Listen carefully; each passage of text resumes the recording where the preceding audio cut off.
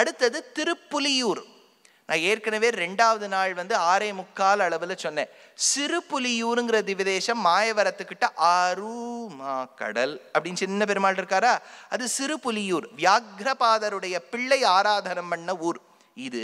திருப்புலியூர் என்கின்ற திவ்யதேசம் 91வது திவ்யதேசம். குட்டநாடுன்னு பேர். ஆழ்வார் எடுக்கும்போது குட்டநாடுன்னு எடுக்கிறார். மாயப்பிரான், பொற்கொடி நாச்சியார், சப்த ரிஷிகள் இங்க ஆராதனம் பண்ணியிருக்கா. அது என்னாச்சு, சிபி சக்கரவர்த்தி நிறைய தானங்கள் பண்ணும்போது ரிஷிகள் ஏத்துக்க மாட்டேன்னுட்டா. அந்த ரிஷிகள் ஏத்துக்க மாட்டேங்கச்ச ஒரு கிருத்தியை ஏவி விட இந்திரன் ஒரு புலி உருவில் பகவானின் அடியவர்களை நீ இப்படி தாக்கக்கூடாதுன்னு சொல்லி அந்த கிருத்தியை விரட்டிய இடம்.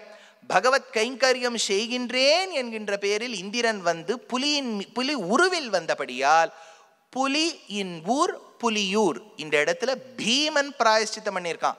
பீமன் பண்ண தப்பு உங்களுக்கு தெரியும் இல்லையா? இப்போ யுதிஷ்டிரன் ஆமா அஸ்வத்தாமா போயிட்டான்னு சொன்னான். ஆனால் இந்த ஃபுல் பிளான் தெரிஞ்சவன் பீமன். அதனால பீமன் தான் மெயின் ஸ்ட்ராட்டஜிஸ்ட் அங்கே. அதனால பாவம் ஏதோ ஓரமாக யுதிஷ்டிரரே பிராயஷ்சித்தம் பண்ணும்போது, அண்ணாவே பண்ணும்போது நான் பண்ணக்கூடாதா என்பதற்காக பீமன் பிராயஷ்சித்தம் பண்ண ஊர் சிறுபுலியூர். அப்போ சிறுபுலியூர், திருவன்வண்டூர், செங்குன்றூர், ஆரன்விளை, திருக்கோடித்தானம் 5 திவ்யதேசங்கள். கோட்டயத்தில் தங்கிண்டு நீங்க செங்கனாச்சேரி கிட்ட போயிடலாம். 5 பேரும் சேர்ந்து ஆராதனம் பண்ணது திருவித்துவக்கோடுல பிரதட்சிணமா வர சமயத்துல நீங்க சேவிக்கலாம்.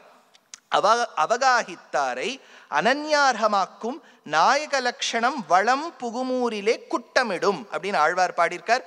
ஊர்வளம் கிளர்ச்சோலையும் கரும்பும் பெரும் சென்னலும் சூழ்ந்து ஏர்வளம் கிளர்த்தன் பனை குட்டநாட்டு திருப்புலியூர் சீர்வளம் கிளர் மூவுலகுண்டு உமிழ்ந்தேவப்பிரான் பேர்வளம் கிளர்ந்து அன்றி பேச்சு இழல் இன்றி புனை இழையே.